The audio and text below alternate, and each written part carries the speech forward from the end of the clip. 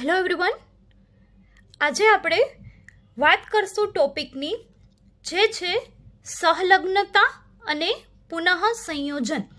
Okay, હવે આ તમારી ટેક્સ્ટ બુકના સિલેબસનો ટોપિક છે. તો પહેલાં આપણે જેટલું ટેક્સ્ટ બુકમાં કન્ટેન્ટ આપવામાં આવેલું છે તેના વિશે વાત કરશું. દેન આફ્ટર આ જ ટોપિકને કન્ટિન્યુ બટ નીટ બેઝ જોશું. તો આજે તેમાંથી એક ટોપિક એક્સ્ટ્રા જોશું. છે ટોપિક મેઇન આ જ સહલગ્નતા અને પુનઃ સંયોજન, બટ તેનું થોડું ડિટેલિંગ છે. તેમાંનો એક ટોપિક આપણે આજે જોશું અને બાકીનું છે તે નેક્સ્ટ લેક્ચરમાં કવર કરીશું. સો આ ટોપિક ઓલમોસ્ટ 2 days 2-3 લેક્ચર્સ જેટલું કન્ટિન્યુ થશે, બરાબર. તો તેમાં તમારું ટેક્સ્ટ બુકનું એટલે કે બોર્ડ એક્ઝામ રિલેટેડ પ્લસ તમારા competitive exam related complete theory છે તે કવર થઈ જશે within 2 or 3 lectures, right? Okay, તો સૌથી પહેલાં તો આપણે ટેક્સ્ટ બુક કન્ટેન્ટની વાત કરીએ કે સહલગ્નતા અને પુનઃ સંયોજન ટોપિકમાં શું આપવામાં આવેલું છે. હવે નેક્સ્ટ વાત કરીએ તો this is our 11th lecture, right? આ 5th ચેપ્ટરનો 11th લેક્ચર છે આપણો, કેમ કે આપણે બધું જ સાથે કવર કરીએ છીએ, text book as well as competitive exam related points, right? કે તમને સાથે સાથે જ બધું છે તે કવર થઈ જાય. ઓકે, હવે આ ચેપ્ટર જેમ કે 5th ચેપ્ટર છે અને એના પછીનું જે આવશે 6th ચેપ્ટર, બંનેનું વેઇટેજ હાલ પ્રમાણે પણ વધારે છે તમારા ટોટલ સિલેબસમાં. બંને ચેપ્ટરનું વેઇટેજ છે તે ઓવરઓલ હાઈ છે બીજા બધા રેસ્ટ ઓફ ધ ચેપ્ટર્સની કમ્પેરિઝનમાં. હવે સેમ સપોઝ સિલેબસ ચેન્જ બી થાય છે, કેટલા ટાઈમથી જે બી ચેન્જીસ આવતા રહ્યા છે, બટ તેમાં આ બંને ચેપ્ટર્સ છે એટલે કે જેનેટિક્સના જે ચેપ્ટર્સ છે તેનું વેઇટેજ ઓલવેઝ હાઈ જ હોય. એટલે no matter what in future, કદાચ સિલેબસ છે તે ચેન્જ થાય થોડો ઘણો, નંબર્સ ઓફ ચેપ્ટર્સ છે તેમાં કંઈ રિડક્શન કે ઇન્ડક્શન થાય, વોટ એવર જે બી ચેન્જીસ આવે કદાચ ઇન ફ્યુચર પણ, બટ તમારા ચેપ્ટર્સનું વેઇટેજ છે તે હાઈ જ રહેશે. એટલે ઇમ્પોર્ટન્ટ ચેપ્ટર્સ છે જ, બરાબર. તો ગવર્મેન્ટ થ્રુ જે કોઈ બી ચેન્જીસ આવે, આ ચેપ્ટર્સ તો ઇમ્પોર્ટન્ટ જ છે જેનેટિક્સના. ઓકે, સો એ પ્રમાણે સ્ટડી કરજો, ફ્યુચરનું વિચારીને સ્ટડી કરજો, રાઈટ? સ્પેશિયલી જેનેટિક્સના ચેપ્ટરમાં. ઓકે, હવે આપણે વાત કરીએ તો આજના લેક્ચરના આજના ટોપિકની, જેમાં આપણે શરૂઆત કરીએ પહેલાં ટેક્સ્ટ બુક રિલેટેડ પોઈન્ટ્સ વિશેથી. તો પહેલાં તો આપણે વર્ડ્સને સમજીએ કે સહલગ્નતા અને પુનઃ સંયોજન શું છે. તો જો નામ પરથી આપણે થોડો આઈડિયા લગાવી શકીએ કે સહલગ્નતા એટલે કંઈક જોડાણ, બંધન, બરાબર, જોડાવું જેને આપણે કહી શકીએ સાદી ભાષામાં. તો અહીં હવે આપણે જનીનોના સંદર્ભમાં વાત કરીએ છીએ, કેમ કે આ ચેપ્ટર જ જેનેટિક્સનું છે. તો ડીએનએ, જનીન, રંગસૂત્રો આવી જ આપણે વાતો કરીએ છીએ, બરાબર. તો અહીં પણ જનીનના સંદર્ભમાં જ વાત છે. તો કે સહલગ્નતા એટલે કે જનીનોનું જોડાણ. ત્યારબાદ વર્ડ છે પુનઃ સંયોજન. એટલે પુનઃ સંયોજન એટલે કંઈક નવું બનવું, બરાબર, નવું થવું. તો જોડાણને કારણે જે કંઈક નવા જનીનોનું લક્ષણ છે તે જોવા મળે તે પુનઃ સંયોજન. જોઈએ છીએ આપણે ડિટેલમાં બાયોલોજીકલ પોઈન્ટ ઓફ વ્યૂઝથી બી ચર્ચા કરીશું જ આપણે તેના વિશે. આ તો જસ્ટ તમને બ્રીફ આપી દઉં, આ હેડિંગ શું છે, આ ટોપિક શું છે તેના વિશે, બરાબર. તો હવે જનીનોની અભિવ્યક્તિ રિલેટેડ આપણે વાત કરીએ, જેમાંનો ટોપિક છે સહલગ્નતા અને પુનઃ સંયોજન. તો એક જ રંગસૂત્રો પર જનીનોના ભૌતિક જોડાણને સહલગ્નતા કહે છે. ક્લિયર? હવે સહલગ્નતા જેમ મેં તમને પહેલા જ કીધું કે જોડાણ. તો એક જ રંગસૂત્ર પર આવેલા જનીનો હોય તો ઘણી વખત એવું જોવા મળે, જેમ કે મેન્ડલે એવું કીધેલું હતું કે વિશ્લેષણનો તેમણે નિયમ આપેલો હતો, બરાબર. તો મેન્ડલે એવું કીધેલું હતું કે દરેક જનીનો છે તે એકબીજાથી સ્વતંત્ર રીતે, એકબીજાથી કારકો છે તે સ્વતંત્ર રીતે આગળની જનરેશનમાં, આગળની પેઢીમાં જતા હોય છે. પરંતુ જેમ જેમ પ્રેક્ટિકલ્સ પ્રયોગો થતા ગયા તેવી રીતે ખબર પડી કે અમુક જનીનો એવા પણ છે કે જે એકબીજા સાથે જોડાણ દર્શાવતા હોય, તે સ્વતંત્ર રીતે જતા નથી. જેમ કે ફોર એક્ઝામ્પલ કોઈ 3 જનીન છે તે એકબીજા સાથે સંલગ્નતા ધરાવે છે, એટલે કે જોડાણ ધરાવે છે, તો એક જનીન આગળના કોષમાં જશે તો સાથે બીજા બંને જનીનો પણ જશે, એટલે કે સંલગ્નતા છે, જોડાણ છે. ક્લિયર? તો આવી રીતની કંઈક આ ટોપિકમાં વાત છે કે જે કંઈક મેન્ડલના વિચારોથી અલગ રિઝલ્ટ્સ પણ જોવા મળ્યા પછી એક્સપેરિમેન્ટ જેમ જેમ થતા ગયા, રિસર્ચ જેમ જેમ થતું ગયું તેમ. લિંગ સંકલિત જનીનોના અભ્યાસ માટે મોર્ગને, સાયન્ટિસ્ટ TH મોર્ગન, જે ડ્રોસોફિલા ઉપર એક્સપેરિમેન્ટ તેમણે કરેલા હતા, જેની આપણે વાત કરી લાસ્ટ લેક્ચરમાં. તો તે લિંગ સંકલિત જનીનોના અભ્યાસ માટે મોર્ગને ડ્રોસોફિલામાં ઘણા બધા દ્વિસંકરણ પ્રયોગ કર્યા. આ મેન્ડલ દ્વારા વટાણામાં કરવામાં આવેલ દ્વિસંકરણ પ્રયોગ જેવા જ હતા, જે આપણને ખ્યાલ છે, બરાબર. મોર્ગને ડ્રોસોફિલા પર એક્સપેરિમેન્ટ કરેલા હતા.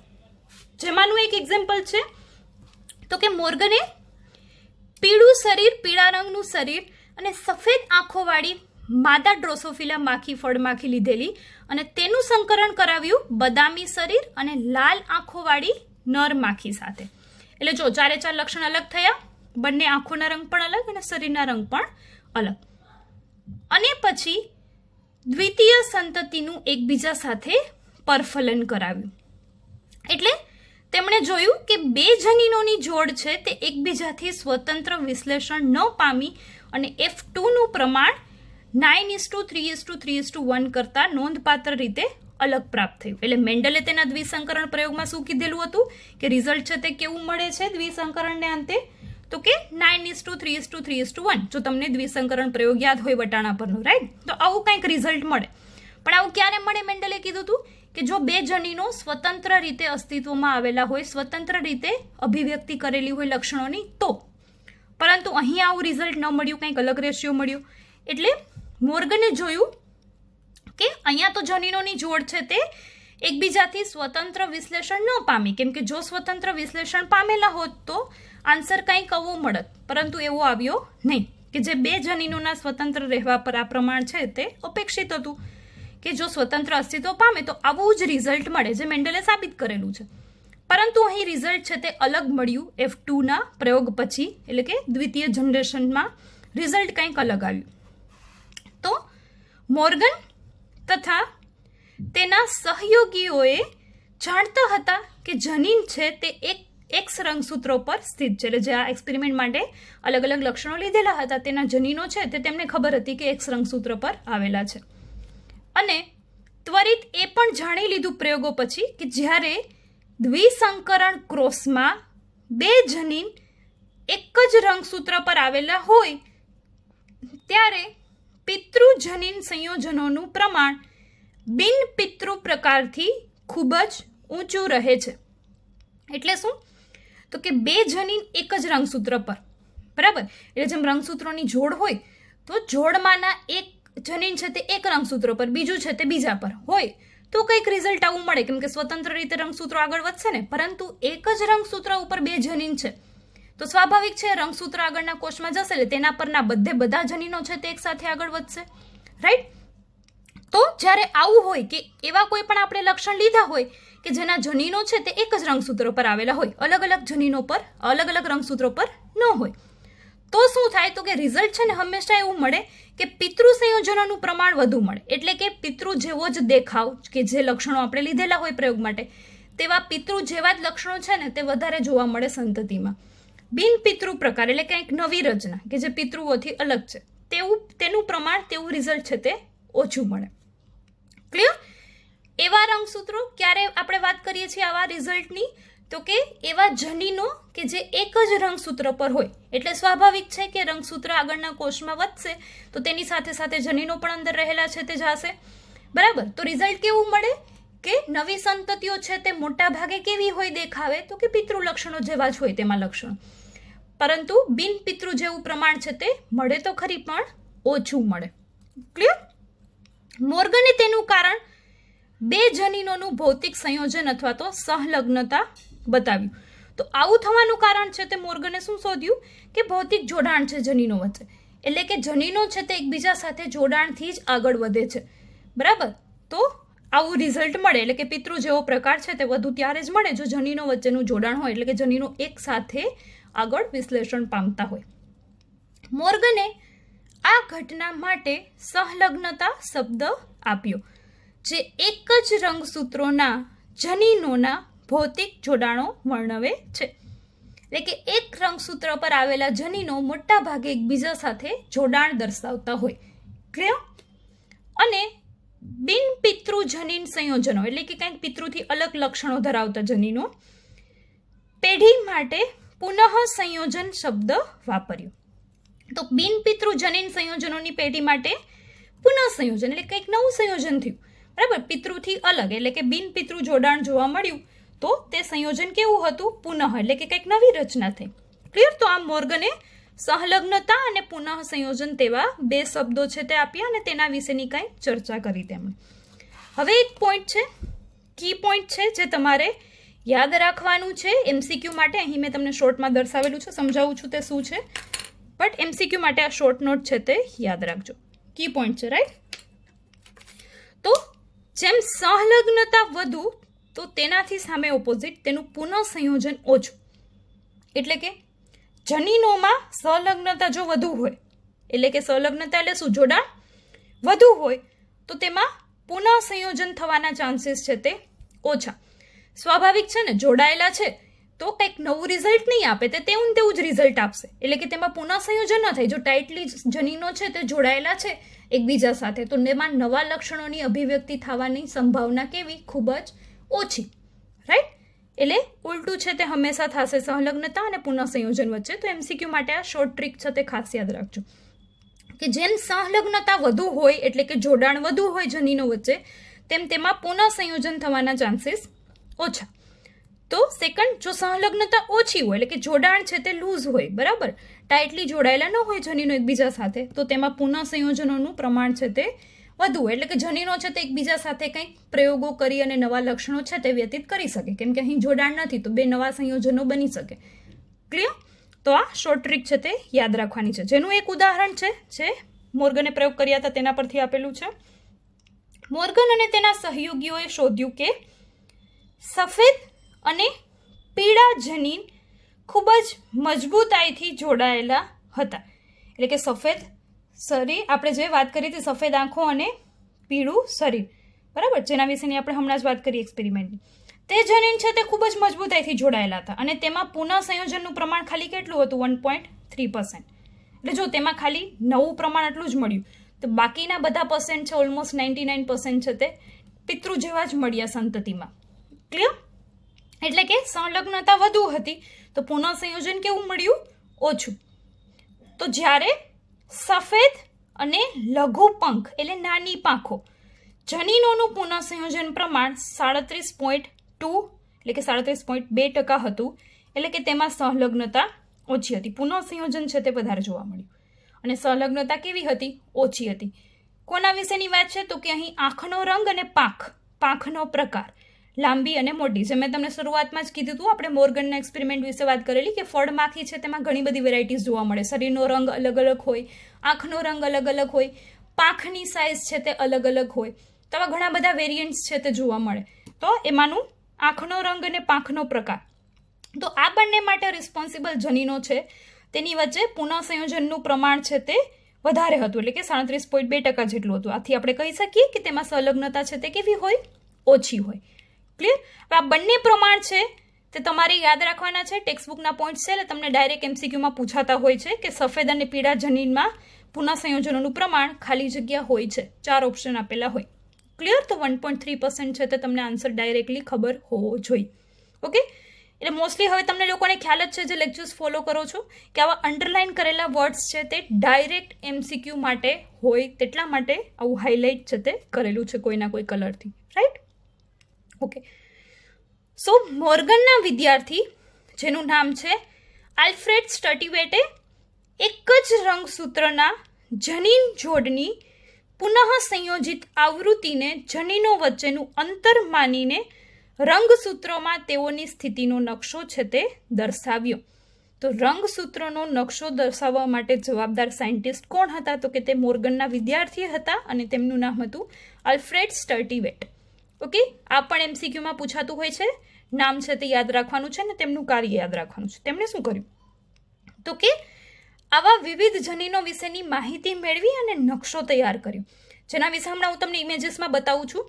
તો હાલમાં તો તમને ખ્યાલ છે કે આ શરૂઆતની આપણે વાત કરીએ છીએ, બરાબર, ઘણા વર્ષો પહેલાંની વાત કરીએ છીએ જ્યારે રિસર્ચની શરૂઆત જ થઈ હતી જેનેટિક્સમાં.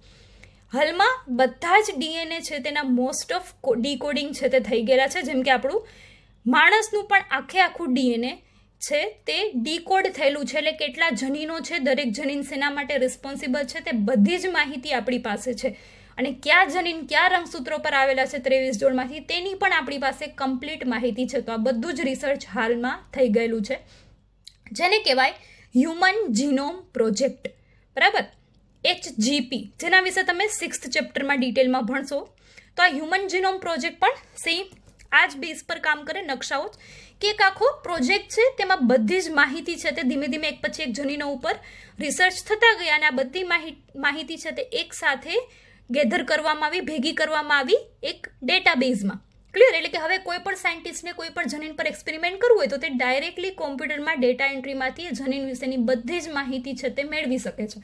કે કયા રંગસૂત્ર ઉપર, તેમાં પણ કઈ જગ્યાએ આવેલું છે અને કેટલામું જનીન છે અને તે શેના માટે રિસ્પોન્સિબલ છે, જનીનનું કાર્ય શું છે, તેની પણ આપણને માહિતી છે તે હવે અવેલેબલ છે. તો એટલા બધા રિસર્ચ છે તે ઓલરેડી થઈ ગયા છે હાલના સમય સુધીમાં. રાઈટ? તો આવી રીતે નકશાઓ છે તે ધીમે ધીમે આવી બધી માહિતીઓ ભેગી કરી અને તૈયાર કરવામાં આવ્યા. પણ શરૂઆત કોણે કરી? મોર્ગનના સ્ટુડન્ટે. રાઈટ? જેમનું નામ છે આલ્ફ્રેડ સ્ટર્ટીવેટે.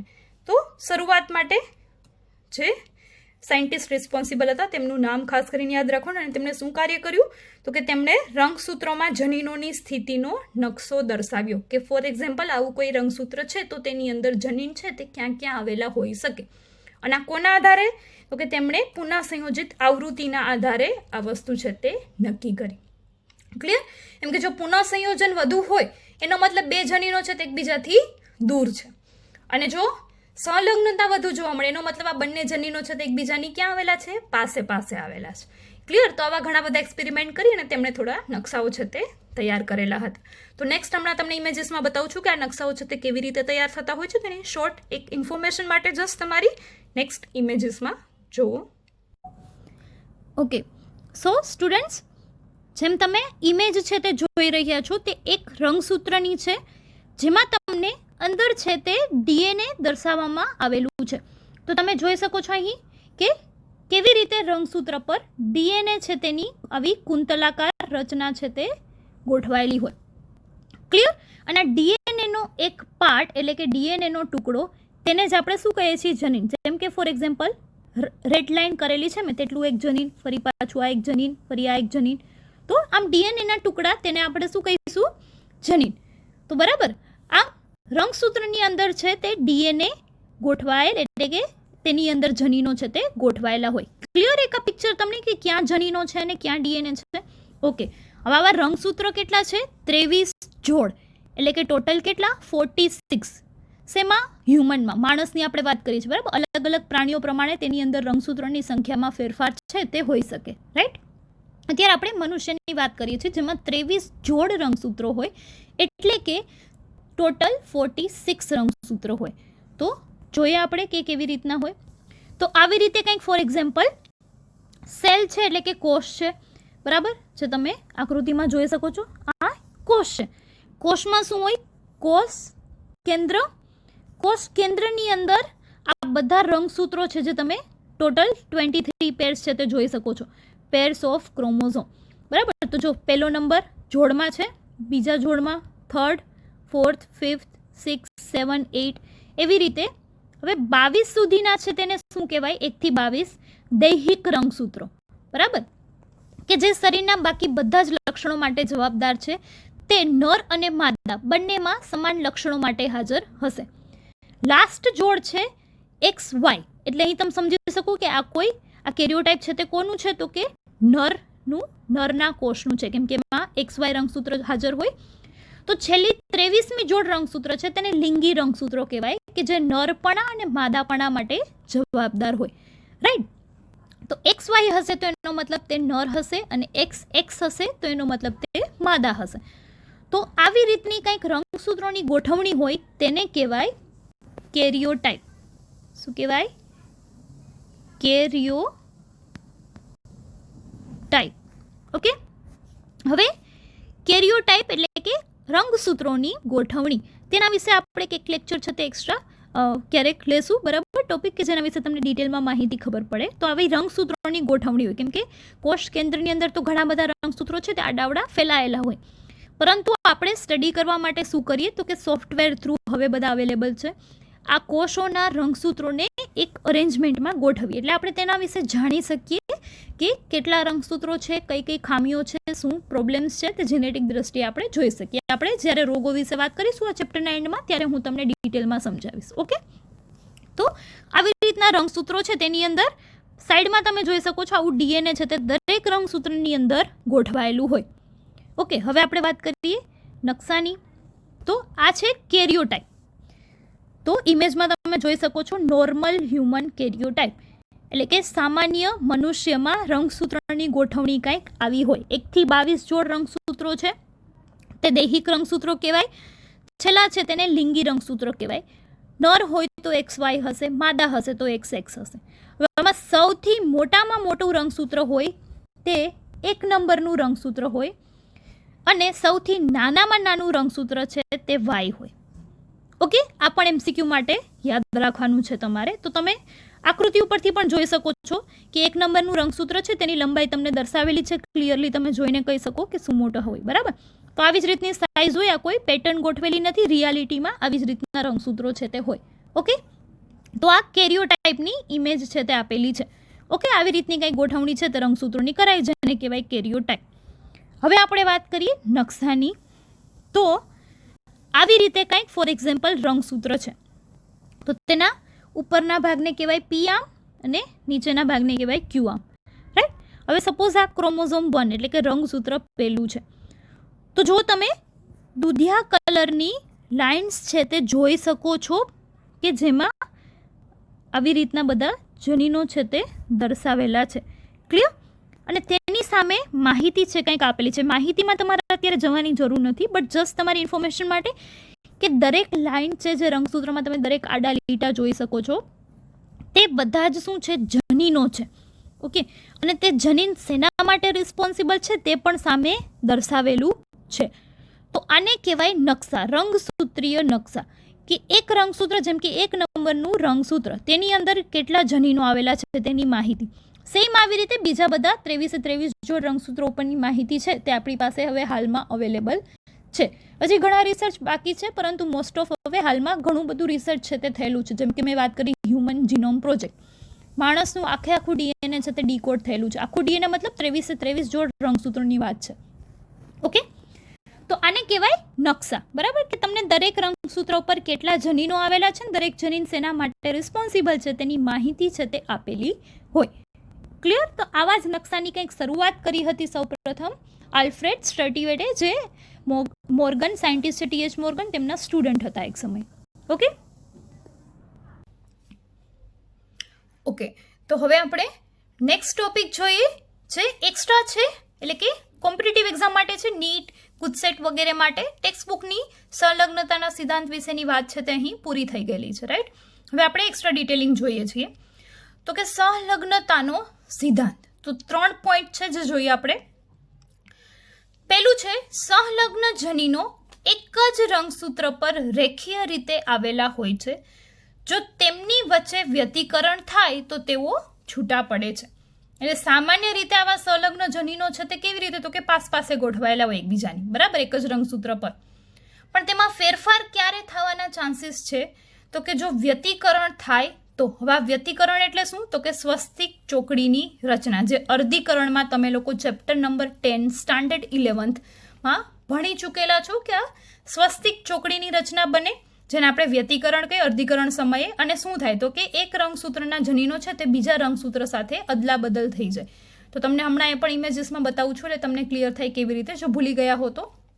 તો આવી રીતે વ્યતિકરણ થાય તો જ આવા જનીનો છે તે છૂટા પડે, અધરવાઇઝ તે હંમેશા ભૌતિક જોડાણ જ દર્શાવશે એક રંગસૂત્ર પર જો આવેલા હોય તો. ક્લિયર?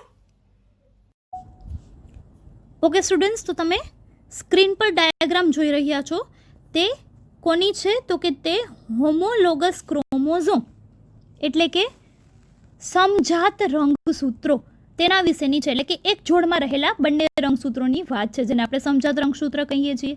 રાઈટ. તો ફોર એક્ઝામ્પલ બ્લુ અને રેડ આ બંને સમજાત રંગસૂત્ર છે. માની લો જોડ નંબર 1 છે, તો પહેલી જોડના 2 રંગસૂત્રો છે. રાઈટ.